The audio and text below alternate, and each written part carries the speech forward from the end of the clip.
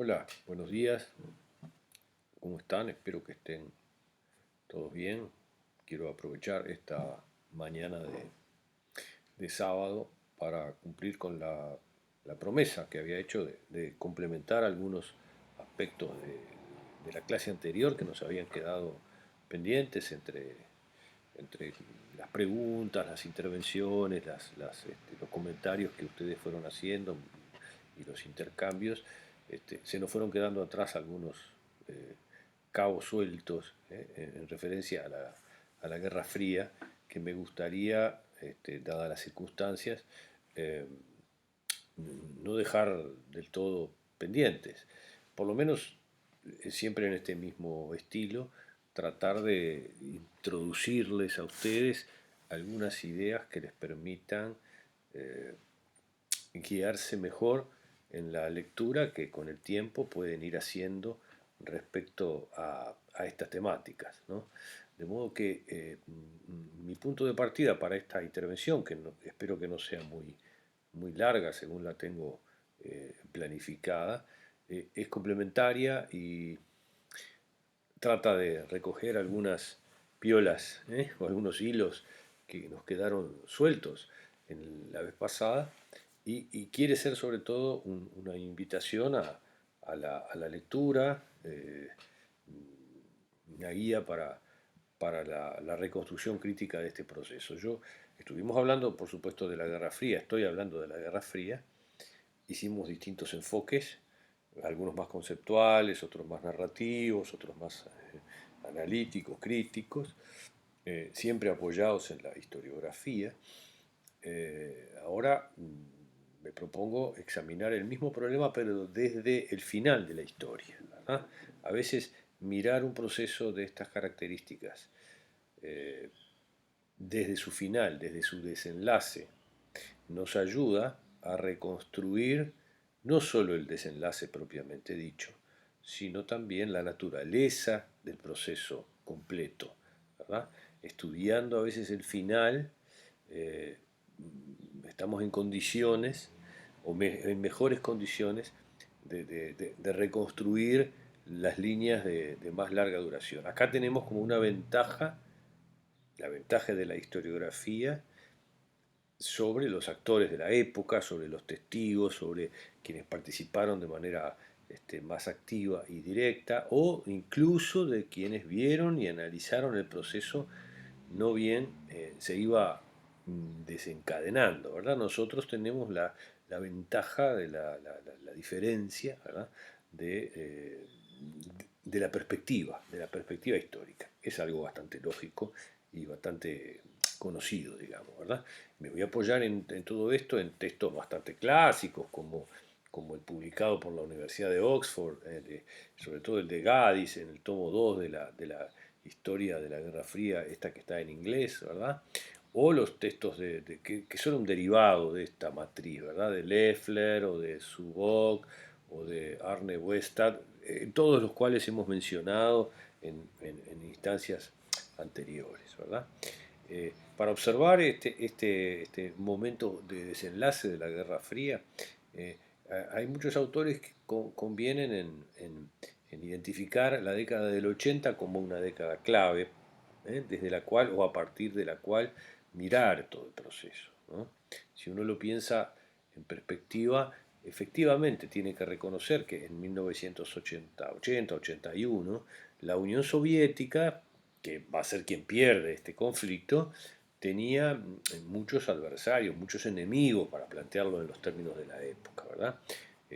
Ya digamos, en 1981, vamos a poner esa fecha, en China gobierna con plenos poderes una figura como la de Deng Xiaoping, que va a acelerar el camino de la apertura capitalista china bajo el férreo dominio del Partido Comunista Chino, ¿verdad? En una carrera y en un camino absolutamente divergente al que había tomado la Unión Soviética, ¿verdad? Pero en la periferia soviética ya también hay problemas, ¿eh? En Checoslovaquia, por ejemplo, la figura de un escritor que va a ser muy importante en la transición, como Václav Havel, ¿verdad? y todo el movimiento por los derechos humanos en Europa del Este y en particular en Checoslovaquia, con la carta, de la llamada Carta de los 77, que fue una especie de gran reclamo a partir del núcleo de los intelectuales de Checoslovaquia contra el régimen soviético, también es un elemento que incomoda a la Unión Soviética en ese momento. Más al sur, en el Vaticano, tenemos sentado en el trono pontificio a un papa de origen no italiano, ¿verdad? Un papa no casualmente polaco, que va a ser un actor fundamental, absolutamente fundamental, en Europa, en el proceso de la desestabilización del mundo soviético y sobre todo de los procesos posteriores, de los procesos de transición.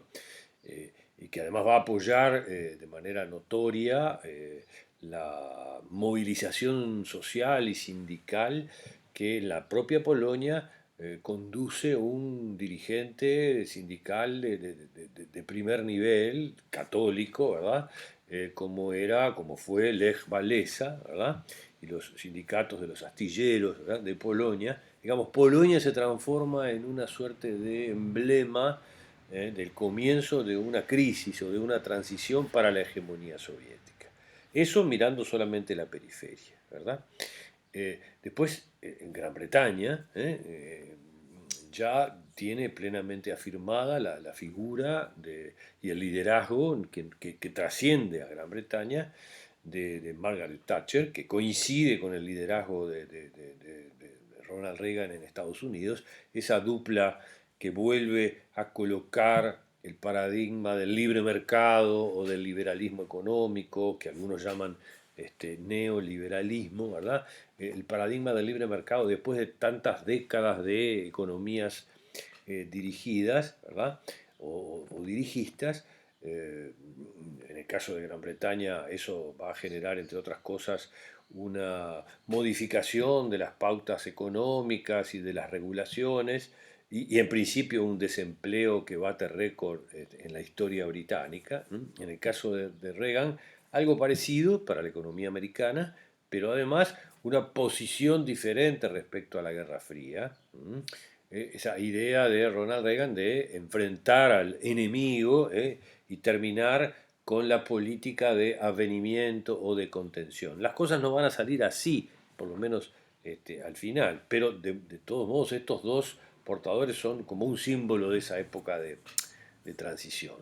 Y problemas para la Unión Soviética hacia afuera, ¿verdad? Y si todavía la miramos para adentro, tenía problemas muy severos desde el punto de vista económico, tecnológico, político, de seguridad, de gasto, de inversión, de inversión productiva, ¿verdad? Es decir, tenía problemas serios que referían o hablaban de la sustentabilidad de esta experiencia finalmente tan breve, ¿verdad? Gorbachev, que escribía mucho y que hablaba mucho en aquellos años, decía, bueno, no nos engañemos, cambiemos el libreto, no le echemos la culpa al mundo, no le echemos la culpa a la hostilidad que el mundo tiene con nosotros. Eh, no estamos rodeados de ejércitos invencibles, dice Gorbachev textualmente. No, no es cierto. No estamos rodeados de ejércitos invencibles, sino de economías mucho más superiores a la nuestra. En rigor, las dos cosas eran ciertas. La Unión Soviética estaba rodeada de una alianza militar definitivamente invencible, capitaneada por los Estados Unidos, con una pata muy fuerte en Europa Occidental y distribuida por todo el mundo. Eso era cierto. Pero Gorbachev quería cambiar el eje de la argumentación. Decía, no, no es ese el problema. El problema no son los ejércitos invencibles, son que estamos rodeados de unas economías que son infinitamente superiores a la nuestra y que son, en todo caso, las que producen esa superioridad también militar. El perfil de los líderes en este proceso es muy importante y está siendo muy estudiado en términos historiográficos, ¿verdad? No se trata solamente de acumular biografías, se trata de darle a los líderes En este caso, por ejemplo, estoy hablando de Gorbachev, estoy hablando de Reagan, para mencionar a los dos más característicos. En el caso de la Unión Soviética eso es importante, dado el perfil de la estructura de poder en la Unión Soviética. Es decir, no es un tema menor que después de varios jefes de gobierno en la Unión Soviética, todos ellos personas muy ancianas, ¿verdad? Que tenían experiencia de poder y de gobierno hegemónico en los tiempos de la Segunda Guerra Mundial y de la Segunda Posguerra, que habían vivido protagónicamente la Guerra Fría. Gorbachev es un joven dirigente, primero local, ¿verdad?, del Partido Comunista de la Unión Soviética. Gorbachev va a ser el primer universitario, o sea, el primer graduado universitario que llegue a la cúspide del poder en la Unión Soviética. Todos los anteriores no habían pasado no habían culminado o no habían pasado por los estudios universitarios. Y además era un hombre de una vocación bastante europeísta, occidental, un viajero impenitente, ¿verdad? Que aprovechaba la ocasión de los viajes, para los que tenía permiso, para contrastar la experiencia soviética con la experiencia de Europa occidental, sobre todo de Europa y también de los Estados Unidos. Entonces hay que trabajar el enfoque de los liderazgos, hay que trabajarlo de algún modo, como se dice ahora, sistémicamente, ¿verdad? Porque eso da utilidad para desentrañar ese momento final de la Guerra Fría. ¿Mm? Tampoco puede desconocerse, y estoy dando elementos de contexto, eh, lo que significó en los años 70 y 80, en esas dos décadas, la fenomenal transición tecnológica que hizo la economía mundial, ¿verdad? Una transición que modificó todos los parámetros del funcionamiento de la producción, de la circulación de bienes, del, del consumo, de la forma como se configura el valor de los productos, del peso de los insumos, del peso que tiene la inteligencia la inteligencia en el sentido de la información, de los datos, cada vez más en el proceso productivo, ¿verdad? Y la pérdida relativa de peso de algunos otros factores de producción bastante tradicionales. Bueno, las potencias no aprovechan esa transición tecnológica de la misma manera, ¿verdad? Ya sea por las condiciones políticas o por las condiciones culturales, Estados Unidos y sus aliados aprovechan la transición tecnológica de la economía de un modo, le dan un uso, ¿verdad? Mientras que la Unión Soviética sigue encerrada en su dinámica bipolar, y gastando fortunas en las políticas de defensa, ¿verdad? De defensa, no porque Europa y Estados Unidos no lo hagan, sino porque distribuyen ese proceso de manera diferente. Los últimos conflictos bélicos, por llamarlos de algún modo, fueron muy desgastantes, tanto para unos como para otros, no cabe la menor duda.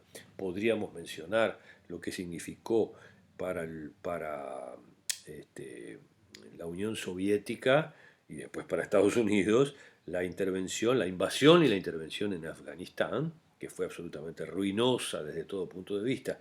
Todavía lo estamos viendo hoy, eh, pero particularmente en aquella época para la Unión Soviética, y lo que significó la secuencia dramática de intervenciones de los Estados Unidos en Centroamérica, ¿verdad? En Centroamérica, que no tuvieron no solo el efecto deseado por la diplomacia de Washington, sino que tuvieron efectos definitivamente catastróficos, como ya era habitual, por la intervención norteamericana en América Central y por extensión en todo el contexto latinoamericano, ¿verdad?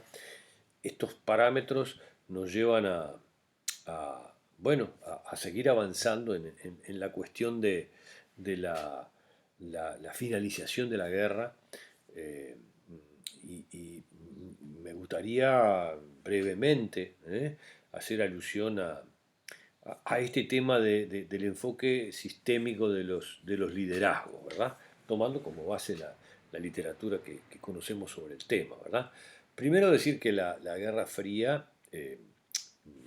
a contrario de lo que a la distancia se puede ver, y al contrario del modo como solemos enseñarla, porque la tenemos que simplificar, ¿verdad? No obedeció a un plan demasiado deliberado y articulado, ¿verdad? Sino que más bien fue un proceso que se desencadena y que encuentra su lógica eh, y su acumulación, muchas veces a partir de la decisión de los propios líderes que conducen las potencias, ¿verdad? Eh, Hay quienes han sostenido que la Guerra Fría, a partir de este dato, es una ruptura, es una organización bipolar de la cual es muy difícil sustraerse, pero es una ruptura y un conflicto controlado por los aliados y entre los aliados, que están dispuestos eh, a cooperar. ¿Eh? Esta visión un poco herética, un poco a contramano, ¿verdad? ¿Eh? Acostumbrados a pensar la Guerra Fría como un neto y absoluto y totalitario conflicto, en realidad ha dejado paso en los análisis a una combinación de enfoques, que sin desconocer la lógica del enfrentamiento directo y a veces muy duro, ¿verdad? Eh, Incorpora esa dimensión cooperativa, raramente cooperativa entre los núcleos o las potencias, que se muestran dispuestas a cooperar además de competir. ¿Cooperar en qué? Bueno, cooperar en, por ejemplo, en cosas tales como administrar el fenomenal y creciente poder de destrucción, el poder atómico, ¿verdad? Que se va generalizando porque las potencias van perdiendo el control o van perdiendo el monopolio, ¿verdad? Cuando el poder atómico deja de ser monopolizado por Estados Unidos, eso genera una necesidad más o menos encubierta de cooperar para evitar la destrucción, aquello del equilibrio del terror, de lo que hablaba Raymond Aron y que mencionábamos en la clase anterior, ¿verdad? Entonces, cooperar en administrar el poder atómico, cooperar en castigar y controlar a los países vencidos, que a veces podían mostrar cierta capacidad de resurgimiento, ¿verdad? Por lo menos eh, creían que podían mostrar cierta capacidad de resurgimiento. Nadie en el año 1945 termina la Segunda Guerra Mundial, pero hasta 1950, 53, 55, depende de los casos, nadie estaba muy seguro de que Japón no pudiera volver a su tendencia militarista y agresiva. ¿Ah? Y menos todavía estaban seguros de que el fascismo hubiera sido definitivamente derrotado en Alemania y en Italia, ¿verdad? Que el nazismo fuera cosa definitivamente del pasado. Esas amenazas que venían de la memoria de la guerra muchas veces obligaban a las grandes potencias a cooperar, o sea, a restaurar, aunque fuera precariamente, aquella llamada Gran Alianza, ¿verdad? Tenían que cooperar para dejar el conflicto externo a veces, porque esto era muy desgastante en términos económicos y financieros, y poder dedicarse a la reconstrucción primero y después al desarrollo, para usar una palabra muy de la época, el desarrollo interno, ¿verdad? De cada bloque, de cada país, de cada potencia, ¿verdad? Entonces, las potencias y los líderes sobre todo en algunos momentos llegan a admitir la disidencia o la discrepancia ideológica y cultural como algo lógico, como algo propio de la civilización en la que se vivía, como cosas al fin y al cabo compatibles, ¿verdad? Y no del todo contradictorias o fatalmente contradictorias. Esto que suena raro, de algún modo también permite entender por qué la Guerra Fría fue tan prolongada. Duró más o menos 40 años. eh, y en un sentido general se puede decir, bueno, este, eh, si eso es así, creo que es Tony Judt el que dice, la Guerra Fría no representó un problema, sino una solución, ¿verdad? Por eso duró tanto, no por haber sido un problema, sino por haber sido una solución que permitiera cierta estabilidad, ¿verdad? Este, bueno, es interesante ese enfoque que como que da vuelta, pone patas arriba, digamos, el concepto que tradicionalmente tenemos, ¿verdad? La Guerra Fría no como un problema, sino como una solución en virtud de la extensión que tuvo, ¿verdad? Lo cierto es que efectivamente, ¿no? Esa duración tiene que ver con un conjunto de factores, algunos que son externos, que están vinculados a las relaciones internacionales, y otros también que son internos a cada bloque, ¿verdad?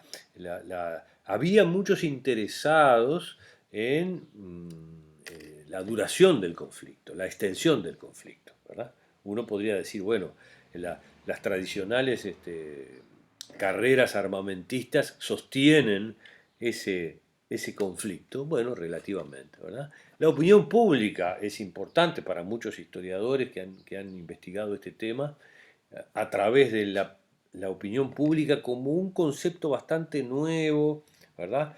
Y que opera en la política de un modo muy claro, ¿verdad? Y que presiona, en parte porque es incitado por los gobiernos, pero finalmente la opinión pública cierra el círculo de poder, ¿verdad? Y lo fortalece. ¿eh? La Guerra Fría persistió porque había un ambiente de opinión pública propicio al enfrentamiento, a veces fanatizado con el enfrentamiento.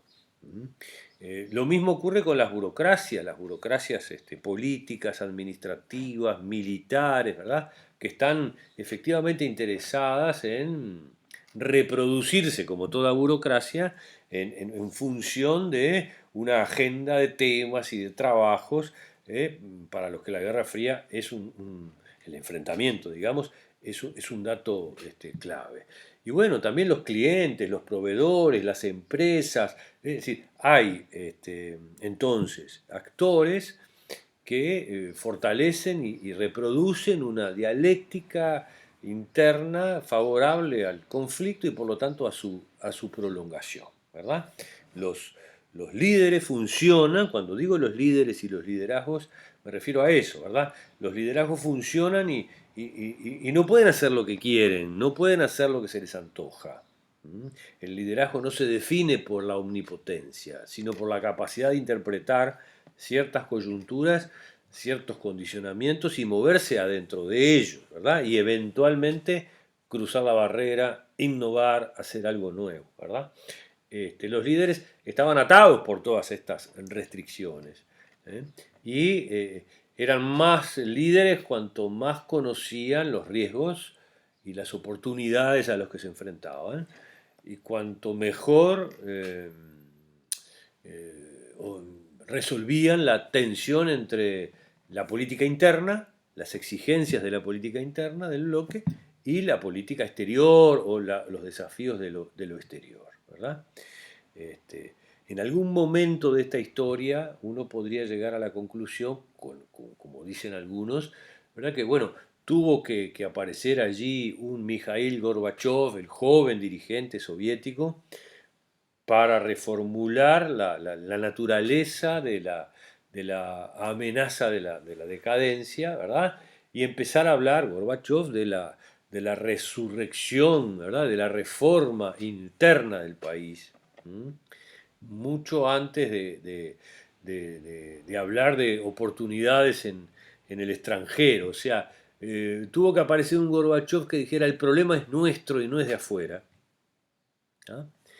Pero ese mensaje podría haber caído en el vacío, podría haber sido absolutamente trivial o banal. Y, y yo creo que hay que combinarlo en el análisis con que, bueno, también tuvo que aparecer, perdonen que lo diga de ese modo, tuvo que, en realidad esto en la historia no existe, ¿verdad?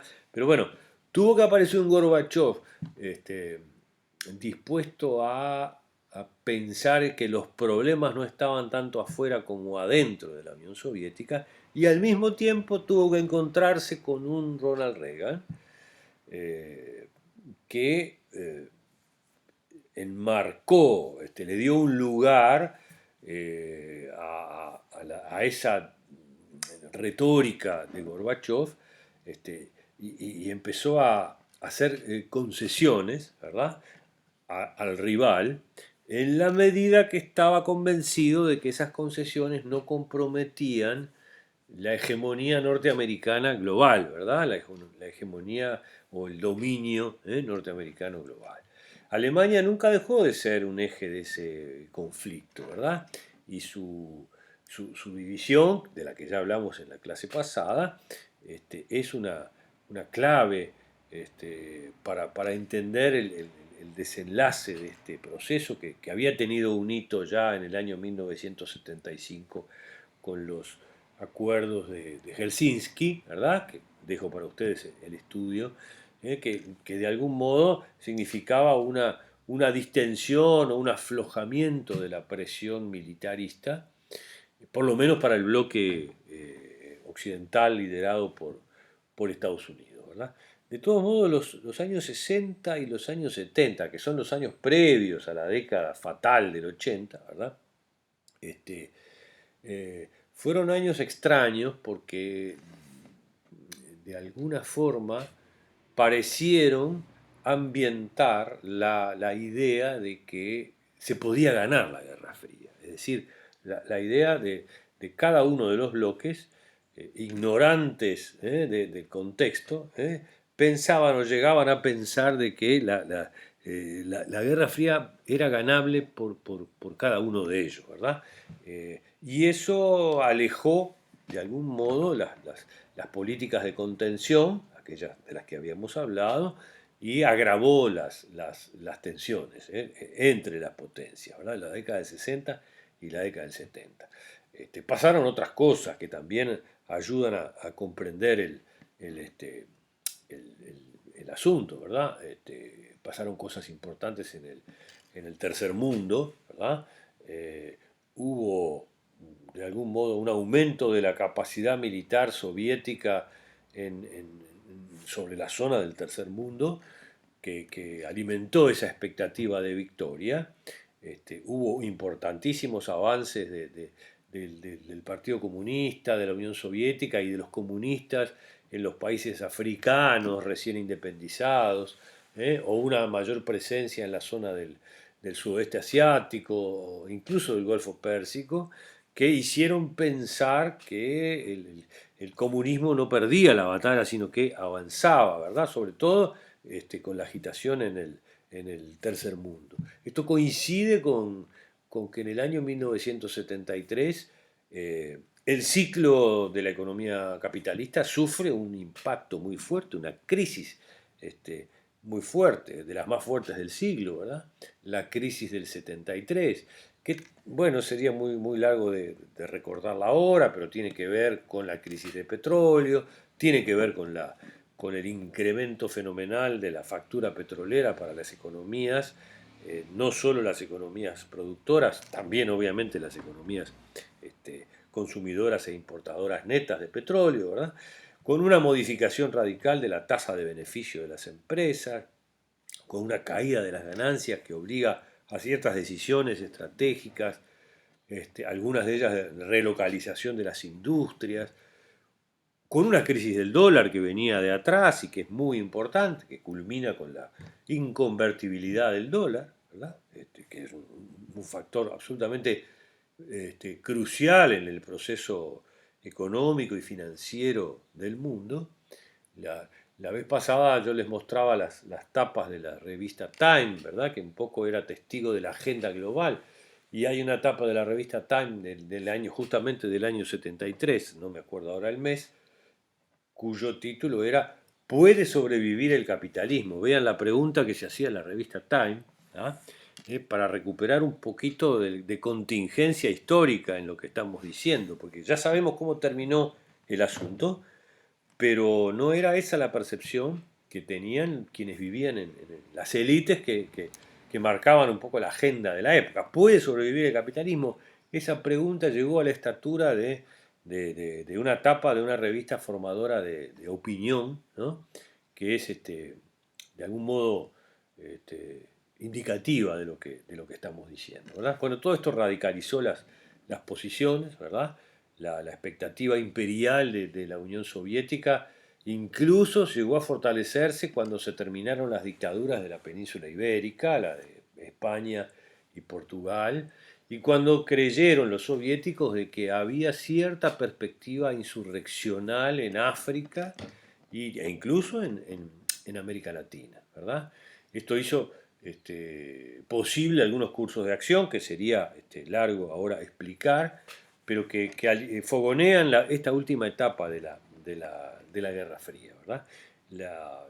En Estados Unidos, mientras tanto, se fortalecieron a partir de esta radicalización las posiciones más conservadoras y ultraconservadoras, con una derecha, para decirlo así, este, que encuentra motivos para tonificarse, para seguir luchando desde una posición reaccionaria, conservadora, que se aloja en el Partido Republicano, pero no solo en el Partido Republicano, en una resolución neta a luchar, como se decía en la época, por conquistar el alma de la humanidad a cualquier precio, al precio que fuera, ¿verdad? Este, este proceso de radicalización es acumulativo, ¿no? Tiene hitos, tiene momentos, ¿verdad? De algún modo el mandato de Ronald Reagan lo va a expresar, ¿no? Y más tarde los mandatos de los Bush los van a expresar, aunque no solo, ¿verdad? Aunque no solo. En rigor, esta radicalización no va a tener un efecto inmediato para la política global, por lo menos desde un punto de vista masivo, ¿verdad? ¿Por qué? Bueno, porque los problemas internos eran muy grandes, porque los desafíos y las transformaciones también eran muy grandes. Les hablaba hace un rato de la revolución tecnológica, ¿verdad? Que impacta directamente en la producción y que deriva de la crisis que el capitalismo estaba viviendo y que necesitaba mejorar la ecuación de las empresas alterando algunos costos. Mientras esto ocurría en Estados Unidos, la Unión Soviética se encamina al desastre nuclear de Chernóbil, además probando con eso no solo las claves políticas de aquel accidente, ¿verdad? Sino el hecho de que el capitalismo notoriamente en su agresividad, en su voracidad, compromete el medio ambiente y el equilibrio ecológico, diríamos hoy, una palabra que no era tan usada en aquellos años, este, pero no se podía decir una cosa demasiado diferente a partir de Chernóbil o de Chernobyl de la economía soviética, de la economía planificada. De modo que los motivos de la disputa encontraban formas de disolución. Tampoco el tercer mundo era una figura o un sujeto político eh, tan sólido, ¿verdad? El tercer mundo es un movimiento político, no es una realidad económica y social como a veces solemos interpretarlo. Es un movimiento político, es decir, es un movimiento de ideas, es un movimiento de articulación de actores, es un movimiento fuertemente militante, con una retórica muy empinada y muy oportuna, ¿verdad? El tercer mundo, nacido a mediados de los años 50, inventado en algún sentido no tanto por las poblaciones del tercer mundo y los gobiernos del tercer mundo como por la sociología y la economía francesa, que crítica respecto al mundo en el que se vivía. Esto del tercer mundo tiene una relación muy clara con el tercer estado, con el tiers-état, ¿verdad? Y con toda la retórica francesa de interpretación del mundo, ¿verdad? Bien, pero en rigor ese tercer mundo, a medida que el capitalismo entra en una crisis muy grande y se modifica la rentabilidad de los estados y de las naciones, empieza a fragmentarse empieza a disolverse, a dividirse, ¿verdad? No es lo mismo la India, no es lo mismo África, no es lo mismo Asia, pero en cualquier caso, tanto la India como grandes zonas de África, como sobre todo Asia, se empiezan a orientar sus economías y a veces sus sociedades al mercado global, al capitalismo, lisa y llanamente. ¿Verdad? No necesariamente se acercan a regímenes de gobierno plurales, o poliárquicos o democráticos, pero claramente se orientan al mercado. China se aleja del sueño fanático de la ingeniería humana y de aquella peripecia criminal, ¿verdad? Que dejó millones y millones de personas asesinadas de Mao Zedong, ¿verdad? Y se encamina hacia una economía abierta, no menos represiva, pero sí mucho más selectiva en su represión. ¿Eh?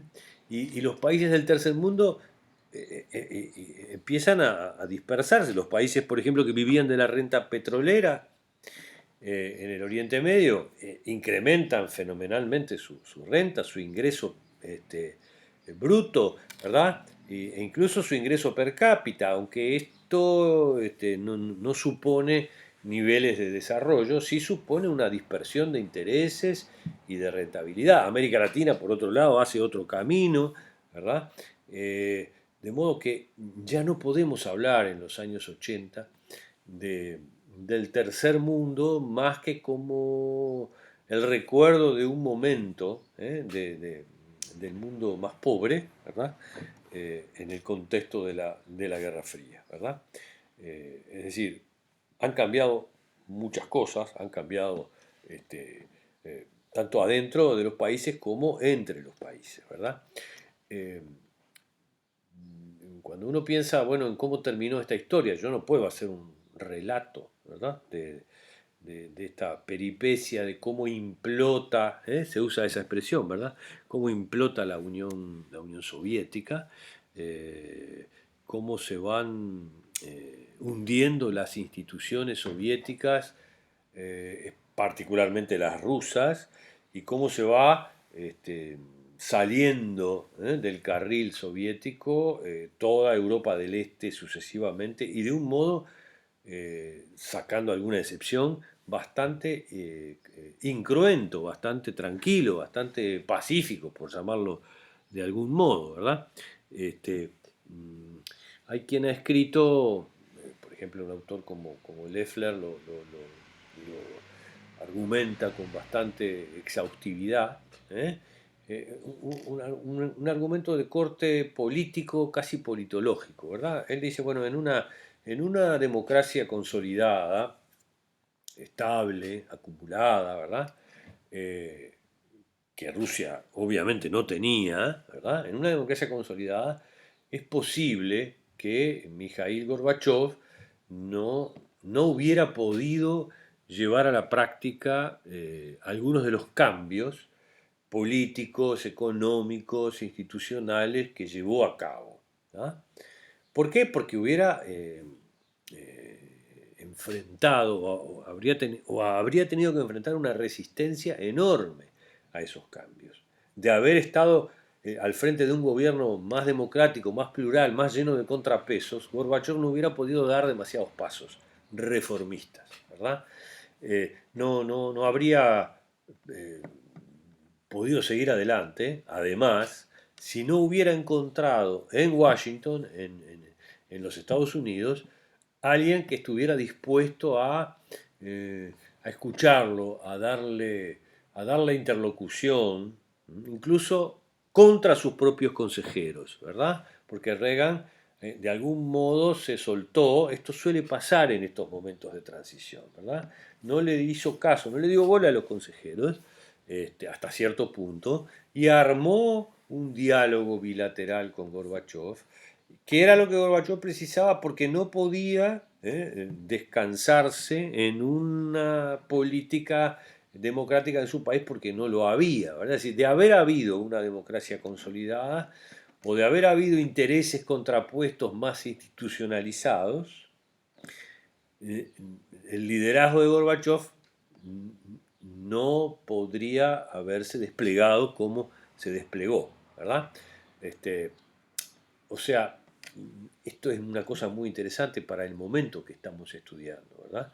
Gorbachev hizo lo que hizo no solo por su propia voluntad, sino por el sistema político adentro del cual estaba inserto, y porque encontró en la otra potencia un socio que estaba en condiciones de escucharlo y de tolerarlo y de hacer algunas cosas que no habían podido ni querido hacer Harry Truman, Eisenhower, Kennedy, Johnson, Carter, yo qué sé, ¿no? O sea, escuchar al otro y poner la fuerza que tenía Estados Unidos al servicio de una negociación que termina, bueno, descongestionando las cosas, ¿verdad? Si hiciéramos una mirada más adentro o desde la Unión Soviética, apoyándonos incluso en la historiografía de origen ruso, como es el caso de Vladimir Zubov, este, lo interesante de esto desde el punto de vista historiográfico y para este curso es que si ustedes leen ese libro El Imperio Fallido, creo que se llama, de Zubov, que es la historia de la Guerra Fría mirada desde la Unión Soviética, habrán de ver que este historiador y otros tantos trabajan con fuentes nuevas que no existían cuando se hicieron las primeras reconstrucciones de este proceso. Fuentes históricas nuevas tomadas desde otros lugares diferentes, ¿verdad? No es la prensa, no son las declaraciones de Occidente, están más bien tomadas desde adentro. ¿Por qué? Bueno, porque aparecieron y se empezaron a trabajar historiográficamente las notas, los apuntes, tomados por los principales asistentes en el Politburó del Partido Comunista de la Unión Soviética, que estaban ocultas o que no se conocían, ¿verdad? Del mismo modo que se empezaron a conocer las actas, hasta ese momento secretas, de las reuniones que los principales líderes mantenían con líderes extranjeros y que suelen ser esas notas secretas, estos apuntes, esas libretas, suelen ser bastante más confiables como fuentes de información que las memorias, los libros de memorias, generalmente escritos para la autocelebración, ¿verdad? La autocelebración. Lo cierto es que todo eso confirma la idea de que Gorbachev este, eh, fue capaz de ejercer un liderazgo decisivo y que al mismo tiempo lo destruye al propio Gorbachev, lo destruye a él, ¿verdad? Como líder político, ¿verdad? Es decisivo porque desata una dinámica que termina devorándoselo, ¿verdad? Esta idea de no, a ver, ubiquémonos en la época, ¿verdad? El camino de Gorbachev, y estoy simplificando, no quiero personalizar, pero a veces la personalización ayuda a los análisis. El peso de Gorbachev, el camino de Gorbachev, en el libro hay un libro de un británico muy importante que es Archie Brown, que se llama el factor Gorbachev, el factor Gorbachev. Ese camino de Gorbachev es un camino distinto, alternativo. Gorbachev no hace el camino de Deng Xiaoping, ¿sí? Gorbachev no hace el camino chino. ¿Cuál es el camino chino? Mantener el poder férreamente controlado del Partido Comunista Chino al mismo tiempo que se abre la economía, se abren los mercados, se flexibiliza el funcionamiento, ¿verdad? De las empresas, se genera, digamos, o se reintroduce una noción de rentabilidad y de acumulación que era totalmente ajena a la cultura económica soviética. Gorbachev argumenta desde otro lado. Gorbachev dice, señores, estamos en una crisis fenomenal. Esto lo dice en el Congreso número 28 del Partido Comunista, que fue un congreso muy importante, con documentos muy importantes. Por primera vez un dirigente proclama la crisis. Dice, esto va mal, esto no funciona. Y su fracaso no se debe a factores externos, su fracaso no se debe a que estemos en la Guerra Fría, sino a las propias insuficiencias del programa concretado, ¿verdad? Pero no propone hacer un camino chino, propone reformar el comunismo genuinamente, está convencido de que eso se puede hacer. Muchos ya consideraban esa apuesta como una apuesta ingenua, ¿verdad?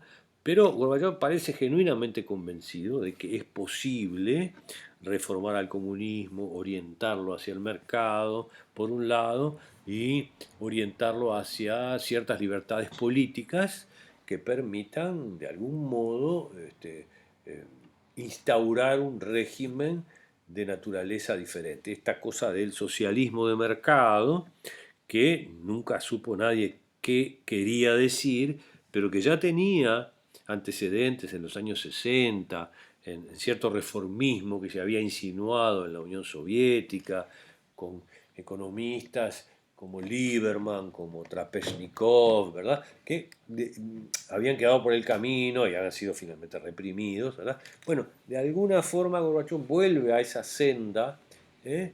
Que confía en la posibilidad de reformar desde adentro el comunismo para recuperar un nivel de crecimiento y de estabilidad.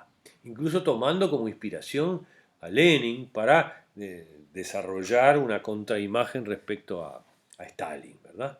Este, pero bueno, probablemente estas ideas no eran del todo correctas para los propósitos que tenía. El hecho es que dio más transparencia al sistema, empezó a movilizar recursos para armar otra política, ¿verdad? Probablemente no ajustó a tiempo las cuentas del Estado, que estaban siendo devoradas por la carrera armamentista y por la guerra de Afganistán, ¿verdad?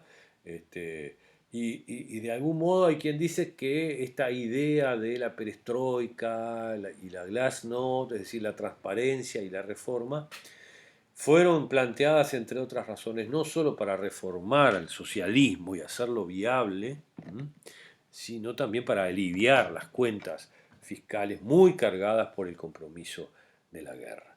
Las reformas de Gorbachev fueron muy importantes, las que son desde, institucionales y políticas, ¿verdad? Lanzó reformas que terminaron debilitando notoriamente al Partido Comunista de la Unión Soviética y por extensión a los partidos comunistas de toda la periferia soviética de Europa del Este, ¿no? El tema es, como se quejaría más tarde el propio Gorbachev, que esas reformas que dinamizaron la política caían sobre una sociedad de algún modo sin musculatura, una sociedad civil que prácticamente no tenía las condiciones para ser denominada sociedad civil. Tenía ese problema, ¿verdad? Una sociedad degradada, dice un autor como Cherniayev, ¿verdad? Una sociedad degradada, una sociedad de comensales, dicen también otros, es decir, que esperan sentados a ver qué hay de comer. Eso es una sociedad de comensales, ¿sí? Que esperan el plato hecho. O sea que no tiene esa capacidad de iniciativa propia que Gorbachev veía que era uno de los gravísimos problemas, ¿verdad? Yo sí recuerdo ahora como testigo, como memorioso de aquellos años, aunque no soy tan veterano, este, eh, la idea de que muchos esperaban en aquellos años, fines de los 80, principios de los 90, que levantada la presión política, abiertas las compuertas de la política y de la represión, iba a salir como un caballo desbocado a comerse la cancha, digamos, a conquistar el mundo, una sociedad civil que había estado aplastada durante décadas. El problema es que con los años, con los pocos años, se vio que no había lo que se llama sociedad civil en el sentido tradicional, porque no hay partidos, no hay grupos, no hay clubes, no hay nada que se muestre autónomo e independiente del Estado y del partido. Y hay más bien, o había más bien, una idea de, bueno, esto eh, se va a desmantelar algo y no va a quedar nada. No hay nada, no hay nada. Bueno, no eran una cosa ni la otra, ¿eh? Obviamente estaba en un camino intermedio, ¿verdad? Este, para terminar esta reflexión, ¿eh? Que hago con ustedes. Eh, Primero, este final de la Guerra Fría, eh, victorioso para los Estados Unidos, de alguna forma confirmó a los Estados Unidos y a los norteamericanos, tanto de las élites como de una buena parte de la ciudadanía, este, que no solo que habían ganado la Guerra Fría y que la habían ganado ellos, ¿no?, sino que el mundo estaría mejor si se pareciera a Estados Unidos. Esto es una especie de confirmación de cierta vocación imperial, hegemónica, una especie de triunfalismo que tiene muchísimas manifestaciones y que tiene versiones, yo diría que dos versiones bastante clásicas que se han ido alternando desde entonces en la política norteamericana. Digamos, una versión que podríamos llamar por comodidad Clinton, ¿verdad? Y una versión Bush, ¿verdad? Que se alterna, ¿verdad? Una versión Bush y una versión Clinton, ¿verdad? Porque, bueno, a ver, a Reagan lo va a sustituir el primer Bush, el Bush padre, ¿verdad? Entre 1989 y 1993, y después de, de comienzos del siglo XXI, Bush hijo, ¿verdad? En una larga década, la década del 2000, ¿no? Entre el 2001 y 2009. Clinton estaba antes, de alguna forma sí, claro, empieza en el 93 y termina en el 2001. Pero no estoy hablando aquí de una secuencia, sino más bien de dos versiones de aquel triunfalismo, de aquellos que dicen ganamos la guerra y el mundo se tiene que parecer a nosotros, ¿sí? El mundo se tiene que parecer a nosotros, me lo voy a tomar más en serio o menos en serio, pero este es como el fondo, ¿verdad? Entonces la versión Clinton era, bueno, vamos a aprovechar lo que se llamó en su momento los dividendos de la paz, es decir, ya no tenemos que gastar tanta plata en la guerra, vamos a dedicarnos a revivir el sueño de la prosperidad sobre todo americana, de la prosperity, como en los años 20, ¿verdad? La prosperidad. Es decir, incluso desentenderse abruptamente de los antiguos campos de batalla de la Guerra Fría, ¿verdad? Desentenderse de Afganistán, desentenderse del Congo, desentenderse de Nicaragua, ambientando en cada uno de estos lugares dramas que todavía hoy los vemos y los podemos comprobar y los podemos estudiar. Capaz que hay una excepción de ese desentendimiento cuando Clinton interviene en el conflicto en los Balcanes, digamos cierra el siglo XX y abre el siglo XXI en Europa, ¿verdad? Al fin y al cabo, el siglo XX había empezado con la Guerra Mundial I, la Primera Guerra Mundial, en los Balcanes, y se cierra nuevamente con la disolución de Yugoslavia y el estallido de los conflictos étnicos, religiosos y económicos en los Balcanes, y con guerras de exterminio y genocidio sin cuento, en los que sí el gobierno el norteamericano va a intervenir a veces en soledad. Pero en general la tónica general es abandonar los viejos campos de batalla de la Guerra Fría y dedicarse a la prosperidad, sobre todo interior. Ese es el estilo Clinton, ¿verdad?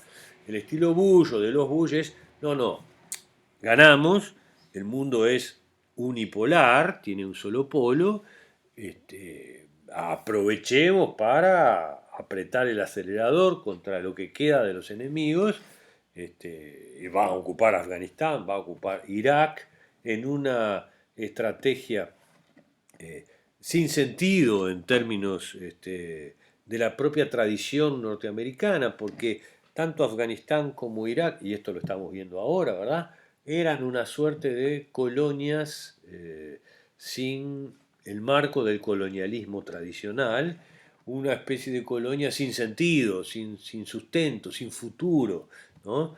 Más bien con un objetivo de gendarmería, ¿verdad?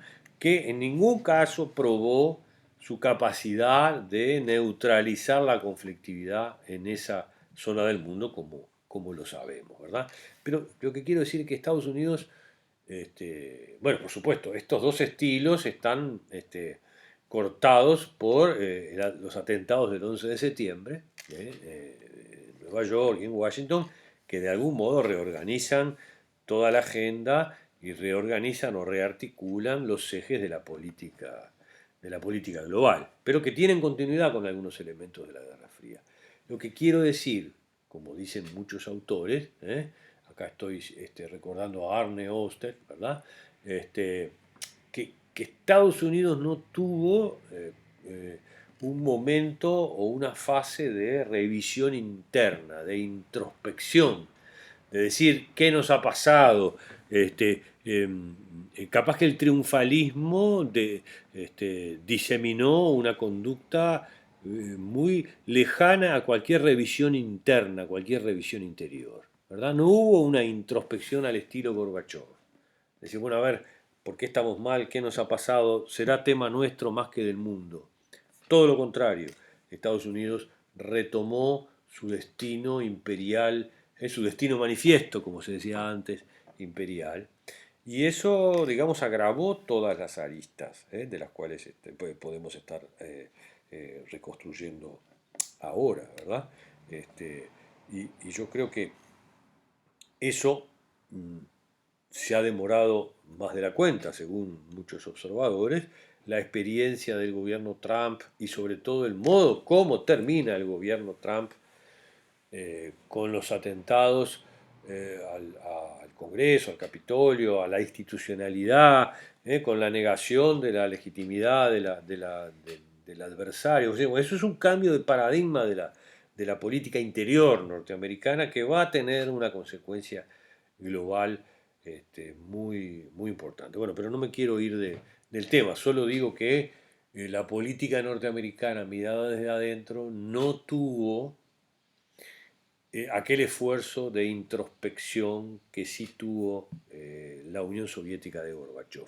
Se me dirá, la introspección de Gorbachev terminó con Gorbachev y con la propia Unión Soviética. Es posible, aunque no es tan fácil de demostrar que esto es exactamente así, ¿verdad?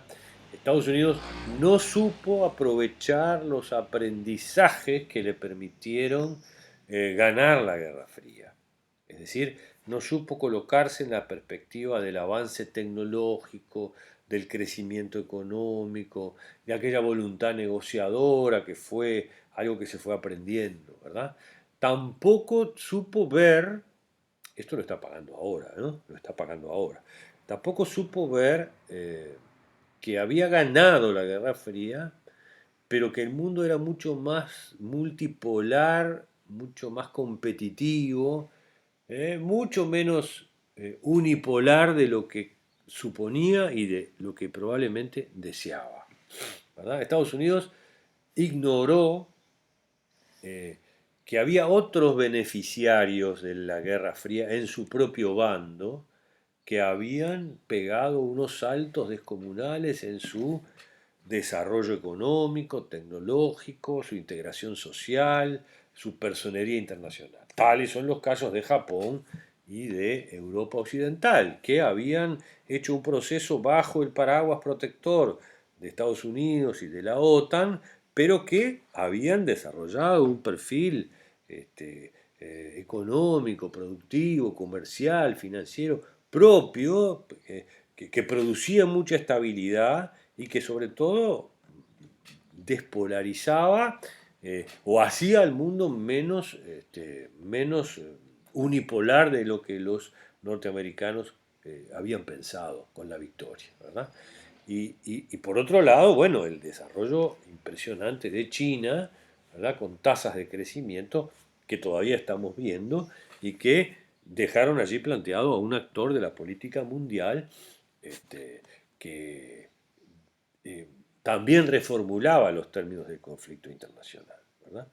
Esta mirada muy desde adentro de los Estados Unidos debe ser finalmente cotejada o comparada con la mirada de quienes perdieron, digamos, de los derrotados, de la Unión Soviética y de Rusia en particular. Allí hay que mirar en el fracaso económico, en el desastre de Afganistán, y tiene que ver una cosa con la otra, en el fracaso de las reformas económicas, en la metáfora, que es algo más que una metáfora por todo lo que se sufrió, que significó Chernóbil, cosa que ya hemos comentado, ¿verdad?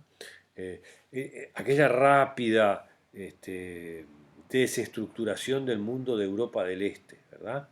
Que algunos autores han llamado, creo que con acierto, la descolonización del mundo soviético. Toda Europa del Este que con una rapidez de vértigo abandona la disciplina soviética, empieza a trabajar con las cuestiones de la nación, el nacionalismo, la tradición nacional, y se sueltan del dominio soviético con, por supuesto, la aquiescencia, la aprobación de la Rusia soviética, que no puede controlar a su periferia y que permite estos procesos llamados de descolonización, al tiempo que empieza a organizar su propia reestructuración económica, ¿verdad?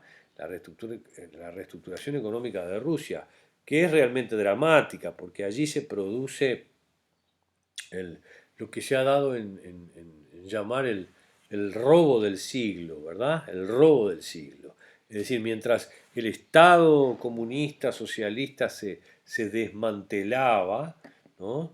Una nueva oligarquía eh, surgida adentro del Partido Comunista, adentro del Estado y del gobierno, se apropió de las riquezas, se apropió de los medios de producción, ¿no? Se enquistó en la estructura productiva con una lógica y una dinámica de mafia que es lo que ha gobernado a ese país desde entonces, ¿verdad? Desde entonces. Es decir, todavía no ha encontrado los modos de una un funcionamiento virtuoso, para decirlo así. Alguien podría preguntar con legitimidad, bueno, ¿había alguna otra alternativa para la Rusia comunista? ¿Tenía alguna alternativa? Gorbachev había planteado la de reformar el comunismo para hacerlo viable, pero se lo llevó la corriente, ¿sí? ¿Qué otra alternativa podría haber estado disponible? Bueno, que Rusia ingresara a la Unión Europea, ¿verdad?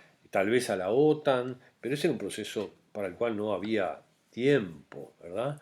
Este proceso de organización de la economía sobre la base de mafias y con una estructura de poder tendiente a no solo al autoritarismo, sino a la permanencia en el poder,